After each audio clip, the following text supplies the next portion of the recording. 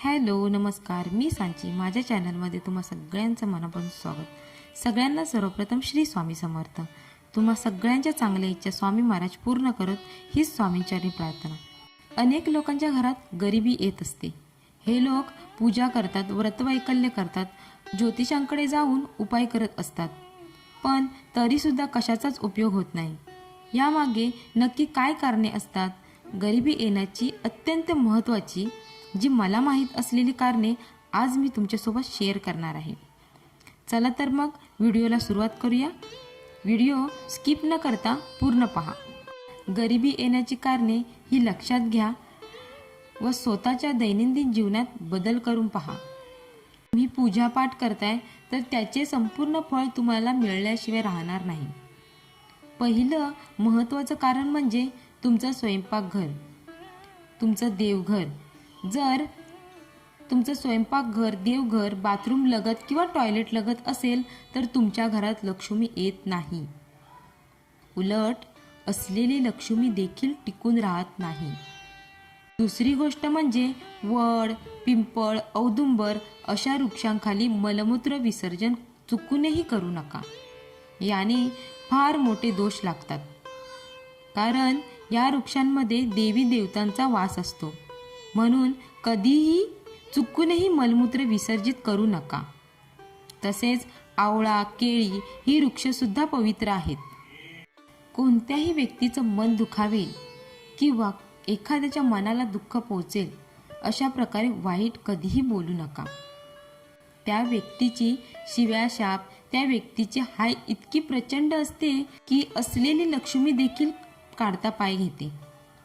तसेच सूर्योदयावेळी आणि सूर्यास्तावेळी चुकूनही झोपू नका. यामुळे लक्ष्मीचा अनादर होतो. माता लक्ष्मीची घरात येण्याची वेळ ही सकाळी सूर्योदयासमयी आणि सूर्यास्तावेळी असते, हे लक्षात ठेवा. कमाईपेक्षा आपले खर्च हे कधीच जास्त करू नये. अनेक लोकांना सवय असते खूप शॉपिंग करण्याची,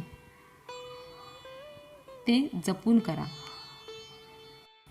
काही लोकांना दातांनी चपाती किंवा भाकरी कुरतडून खाण्याची सवय असते. याने सुद्धा लक्ष्मी मातेचा अनादर होतो. जे लोक 40 दिवसांहून जास्त, हा नियम मी पुरुषांसाठी सांगते, जे पुरुष 40 दिवसांपेक्षा जास्त केस राखतात, म्हणजे कटिंग करत नाहीत, केस कापत नाहीत, अशा लोकांच्या घरी देखील लक्ष्मी नांदत नाही. जे लोक नखे हाताने कुरतडून काढतात अशा लोकांच्या जीवनात सुद्धा दारिद्र्य येते. जी महिला आपल्या घराच्या उंबरठ्यावर बसते किंवा जेवण करते किंवा इतरांशी गप्पा मारत असते किंवा उंबरठ्यावर उभी राहते, त्या घरात सुद्धा लक्ष्मी कधीच टिकत नाही. काही लोक झोपताना नियमांचे पालन करत नाहीत. यामध्ये आपले पाय दक्षिण दिशेला करून कधीही झोपू नये. यामुळे तुमच्या घरात अकाल मृत्यू सातत्याने नांदतो. या घरात आरोग्य चांगलं राहत नाही आणि लक्ष्मीसुद्धा अशा घरात टिकत नाही.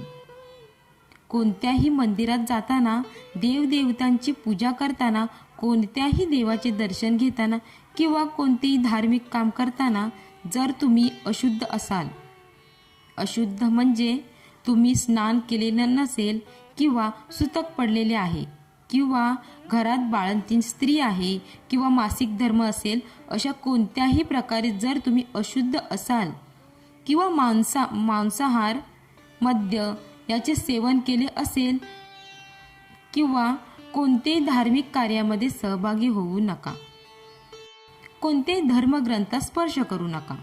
कधी तुमच्याच मुलाबाळांचा अपमान करत असाल तर अशा घरात देखील लक्ष्मी राहणे किंवा येणे पसंत करत नाही. ज्या घरात स्त्रीचा अपमान होतो, स्त्रीवर हात उचलला जातो, शिवीगाळ केली जाते, त्या घरात देखील लक्ष्मी टिकत नाही. कारण स्त्री ही लक्ष्मी रूप आहे. म्हणून स्त्रीला सन्मानाने घरात स्थान द्या. लसूण, कांदा यांचे टरफले असतात, ज्याला आपण साली म्हणतो, त्या चुकूनही जाळू नका. अशा घरात देखील हळूहळू दरिद्रता येते. साधू, फकीर, संन्यासी, संत यांचा जे लोक अपमान करतात अशा घरात देखील लक्ष्मी राहत नाही. दिवा फुंकर मारून विझवू नका, याहून मोठा दोष कोणताच नाही. दिवा फुंकर मारून कधीच विझवू नये. भोजन ग्रहण केल्यानंतर देवाचे आभार नक्की माना. त्यासोबतच कोणाचीही खोटी शपथ कधीच घेऊ नका. कदाचित तुम्हाला वाटू शकते यात मोठे काय आहे, परंतु यामुळे देखील दोष लागतात. तुम्हाला येता जाता समोर दिसत आहे चप्पल किंवा बूट पालते पडले आहेत, तरी देखील तुम्ही ते सरळ न करता ओलांडून जात असाल तर चप्पल व्यवस्थित सरळ ठेवत नसाल, याने देखील दोष लागतात. घरात लक्ष्मी टिकत नाही.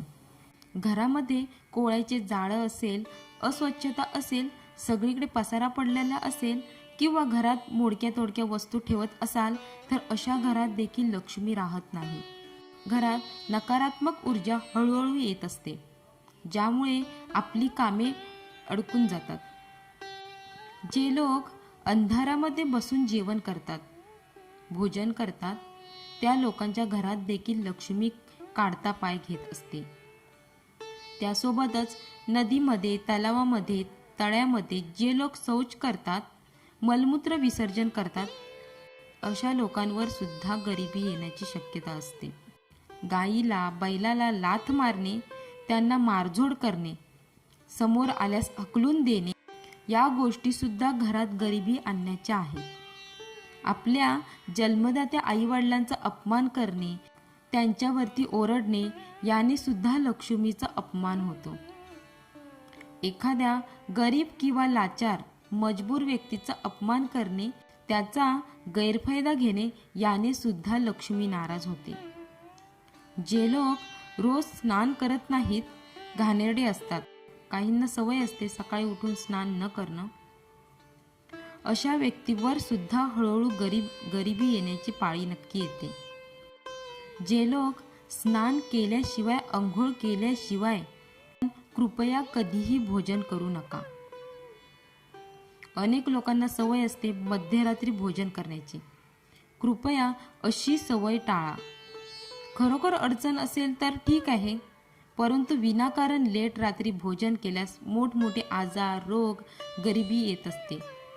ज्यांचा बेड, अंथरूण, गादी घाणेरडे असतात, जे नेहमी धुवत नाहीत, तेही लोक गरिबीचे शिकार बनतात. ज्यांच्या मनात सतत वासनेचे विचार असतात, जे लोक जास्त क्रोध करतात, अशा लोकांनाही गरिबी सहन करावी लागते. आपल्यापेक्षा लोकांना कमी दर्जाचं समजणे, याने देखील लक्ष्मी नाराज होते. जर कंगवा तुटलेला असेल तर त्याने केस विंचरत जाऊ नका, तो वेळीच बदला. आपल्या नातेवाईकांशी नीट प्रेमाने वागा. ते आपल्या घरात आले, अतिथी देवो भव या उक्तीप्रमाणे त्यांचे स्वागत करा. काही लोक पाहुणे आले की तोंड वाकडं करतात, अशा लोकांवरही माता लक्ष्मी नाराज होते. जास्तीत जास्त हे नियम पाळण्याचा प्रयत्न करा. फाटके कपडे वापरू नका, ते शिवून मगच घाला. काही लोक स्मशानभूमीमध्ये गेल्यावर स्मशानभूमीच्या बाजूने जाताना कधीच हसू नये किंवा स्मशानभूमीमध्ये गेल्यावर हसी मजाक करू नका, नंतर तुमच्यावर रडण्याची वेळ येते. पिण्याचे पाणी रात्री चुकूनही उघडे ठेवू नका, माता लक्ष्मी नाराज होते. पॅन्ट घालताना डावा पाय पहिला घालतात, अशा लोकांच्या जीवनात सुद्धा गरिबी येते. शौच करताना बोलणे, फोनवर गप्पा मारणे, हे देखील गरिबीचेच कारण आहे. झाडूला कधीही लाथ मारू नका, झाडू ओलांडून जाऊ नका, झाडू फेकू देखील नका. ती सुद्धा एक माता लक्ष्मीच असते, जिला आपण लक्ष्मी पूजना दिवशी पूजत असतो.